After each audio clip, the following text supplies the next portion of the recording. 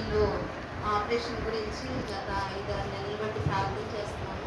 అయితే అన్నదమ్ములు ఉన్నారు, అందరూ దగ్గర అంటే దూరంగా ఉన్నారు కానీ రక్త సంబంధికులు ఎవరు లేకపోయినా కానీ దేవుడు గొప్ప రీతిగా ఆపరేషన్ జరిగించాడండి.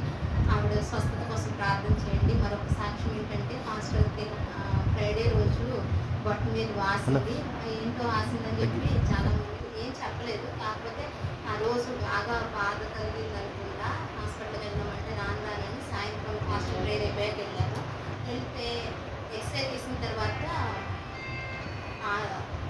బోను తిరిగింది.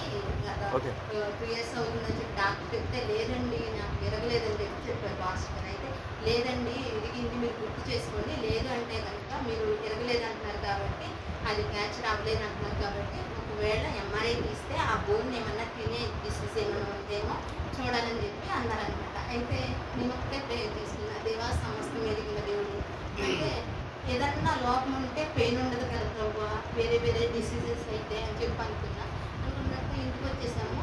నేను నొప్పి తట్టుకోలేకపోతున్నానండి. ఎంఆర్ఐ తర్వాత తీయించుకుంటాం కానీ ముందైతే నాకు మెడిసిన్ రాయమంటే మెడిసిన్ రాశారు. వచ్చేసిన తర్వాత చాలాసేపు ఆలోచించుకుని అన్నారు, మమ్మీ ఒక 3 ఇయర్స్ బ్యాక్ నాకు కాంగో కొట్టంటే తగిలింది, వాపు వచ్చింది, 3 months ఉండింది అది అని చెప్పి అట్లీట్ అన్నారన్నమాట. అయితే ఒక నెలే దెబ్బ తగిలింది అనుకుంటా అని చెప్పి అనుకున్నాను. అది ఇలా తొలగిపోయిందనమాట. బోను ఇట్లా పక్కకు తొలగిపోయింది.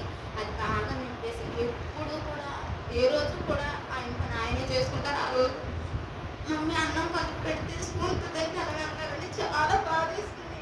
అసలు ఏ విషయం చెప్పడం అట్లాంటిది ఆ రోజు అట్లా అన్నారు. దేవుడు అన్నిటి నుంచి వాపు అయితే తగ్గలేదు కానీ ట్యాబ్లెట్స్ వేసుకున్న తర్వాత నెట్ తగ్గిందని చెప్పి ఆయన పని ఆయనే చేసుకున్నాడు. దేవుడు ఎటువంటి శ్రమలోనైనా ఆయన ఆదరించే దేవుడై ఉన్నాడు. మీరందరూ చేతి గురించి ప్రార్థన చేయండి. నిరీక్షణలో తొలగిపోకుండా, విశ్వాసంలో తొలగిపోకుండా మీ ప్రార్థనలు జ్ఞాపకం చేసుకుని లేచిన గురించి మాస్టర్ గారి గురించి కూడా ఇచ్చిన సాక్షి దేవుడి గురించి.